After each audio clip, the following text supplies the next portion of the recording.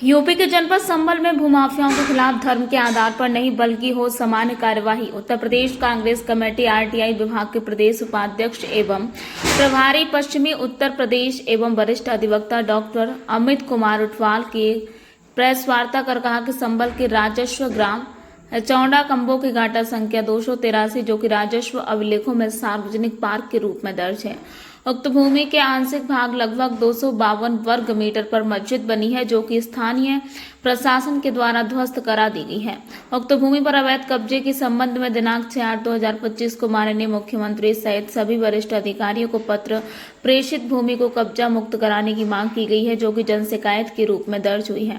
उक्त के निस्तारण में लेखपाल कानून को तहसीलदार की आख्या के उपरांत उप जिलाधिकारी संभल ने जिलाधिकारी संभल को पत्र प्रेषित कर कहा घाटा संख्या 283 आदि पर किसी की कोई कब्जा नहीं है, भूमि खाली पड़ी है।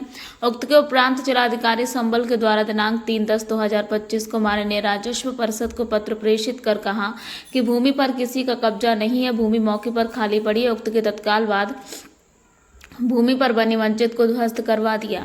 प्रश्न बनता है कि जिलाधिकारी संभल के द्वारा माननीय राजस्व परिषद को भ्रमित किस कारण से प्रेषित किया गया।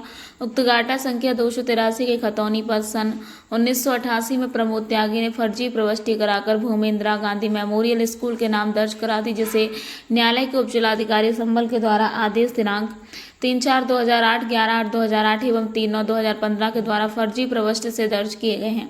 इंदिरा गांधी मेमोरियल स्कूल का नाम निरस्त कर पूर्व की भांति खलियान के रूप में दर्ज करा दिए गए। उसके उपरांत प्रमोद त्यागी अर्थात आचार्य प्रमोद कृष्णम ने सन 2015 में तत्कालीन समाजवादी सरकार के कद्दावर नेता के सहयोग से उत्तर प्रदेश सरकार से गजट कराकर घाटा संख्या 283 को खलियान में निरस्त कराकर सार्वजनिक पार्क के रूप में दर्ज करा लिया। आचार्य प्रमोद कृष्णम विगत 4 दशक से सरकारी भूमि पर अवैध कब्जा करने का प्रयास कर रहे हैं। प्रमोद कृष्ण नाम की निजी संपत्ति की घाटा संख्या 282 जिसमें कल के मंदिर का निर्माण कर रहे हैं।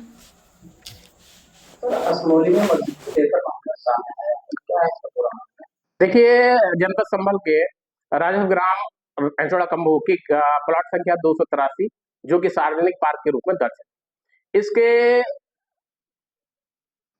कुछ आंशिक भाग पर लगभग 252 वर्ग मीटर भूमि पर एक मस्जिद बनी थी जिसे जिला प्रशासन के अधिकारियों द्वारा ध्वस्त कराया गया। अब मेरे द्वारा इसी संपत्ति के संबंध में 6/8/2025 को माननीय मुख्यमंत्री सहित उत्तर प्रदेश के सभी शासन और प्रशासन के वरिष्ठ अधिकारी को पत्र भेजकर कहा गया था इस भूमि को अवैध कब्जे को हटवाया जाए, क्योंकि इस भूमि पर एक सफेद पोष भूमाफिया आचार्य प्रमोद कृष्णम का कब्जा है। इसके संबंध में एसडीएम लेखपाल कानून और तहसीलदार के द्वारा बताया गया, एक रिटन में दिया गया कि मौके पर भूमि खाली पड़ी है, किसी का कोई कब्जा नहीं है। इसी के संबंध में 6 सितंबर 2025 को एसडीएम संभल द्वारा कलेक्टर संभल को एक पत्र भेजा गया, उसमें भी कहा गया कि भूमि पर किसी का कोई कब्जा नहीं है, भूमि खाली पड़ी है। 3 अक्टूबर 2025 को on behalf of collector Sambhal deputy collector Nidhi Patel ji द्वारा एक पत्र माननीय राजस्व परिषद को प्रेषित किया गया। उसमें कहा गया घाटा संख्या 283 के साथ साथ अन्य घाटा संख्याओं पर किसी व्यक्ति विशेष का कोई कब्जा नहीं है, भूमि खाली पड़ी है, जियो टैग फोटो संलग्न है। उसके साथ जियो टैग फोटो भी लगाए खाली भूमि के। प्रश्न ये उठता है, जब वरिष्ठ संबल के लेखपाल से लेकर कलेक्टर तक ये कह रहे हैं भूमि खाली है, तो मस्जिद कहां से आई? चलिए, अब इनकी बात को ऑर्डर, इनके जो पत्राचार है कंट्रोडक्टरी है। इसके अलावा कहते चले अगर इस पे कब्जा था, आपने ध्वस्त कराया, तो अन्य भूमि जो आचार्य प्रमोद कृष्णम के कब्जे में घाटा संख्या 283 के साथ साथ उद्यान विभाग की भूमि, चारागाह की भूमि, आवास की भूमि पर अवैध कब्जा है, उससे कब्जा मुक्त क्यों नहीं कराया गया? एक तरफ तो उत्तर प्रदेश सरकार कहती है सबका साथ सबका विकास, उत्तर प्रदेश में हर व्यक्ति को, हर वर्ग को, हर धर्म को समान अधिकार मिलेगा, तो यहाँ कहाँ समान अधिकार रहा? मस्जिद को शहीद करते हैं, दूसरी तरफ उसी भूमि पर भूमाफिया आचार्य प्रमोद कृष्णम के कब्जे को नहीं हटवाया जाता, क्यों?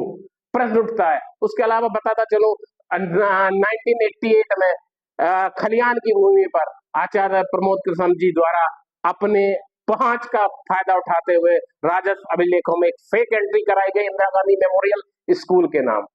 इसे संबंधित उप जिलाधिकारी महोदय द्वारा 2008 में फेक एंट्री मानते हुए जांच कराकर इसे खारिज करके पुनः खलियान के रूप में दर्ज किया गया और संबंधित लेखपाल के विरुद्ध विभागीय कार्रवाई भी प्रस्तावित की गई। इनके द्वारा 2 बार रेस्टोरेशन एप्लीकेशन दी गई, वो भी खारिज हुई। हाई कोर्ट गए, हाई कोर्ट के बाद हाई कोर्ट ने मान्य लोअर कोर्ट को डायरेक्शन दिया कि दोनों पक्षों को सुनने के बाद डिसीजन करें।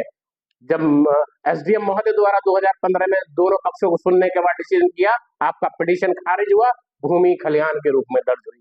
उसके बाद 2015 में उत्तर प्रदेश सरकार की तत्कालीन समाजवादी सरकार के वरिष्ठ नेता के सहयोग से आपने उस भूमि को ये कहते हुए कि 1 नवंबर से 7 नवंबर तक इस भूमि में खलकी महोत्सव का आयोजन होता है, इसलिए इस भूमि खलिहान से दर्ज करते हुए सार्वजनिक पार्क के रूप में दर्ज की गई, लेकिन कंडीशन रखी इस भूमि पर किसी व्यक्ति या संस्था का अधिकार नहीं होगा, ये सार्वजनिक उपयोग के रूप में लाई जाएगी। आपने एक षड्यंत्र रचा, इसके पीछे 282 को आपने खरीदा, गाटा संख्या 282 को आपने खरीदा और उसमें माननीय प्रधानमंत्री जी और मुख्यमंत्री जी को भ्रमित करके आपने उसका शिलान्यास कराया कल्की मंदिर के नाम, लेकिन आपने नक्शे के विरुद्ध जाते हुए 283 में रास्ता बनाया, उस पे कब्जा किया, उसमें शिलापट रखे, उसमें खुदाई करके बाउंड्री का काम आप लगातार कर रहे हैं, तो दोहरा चरित्र प्रशासन क्यों अपना रहा है?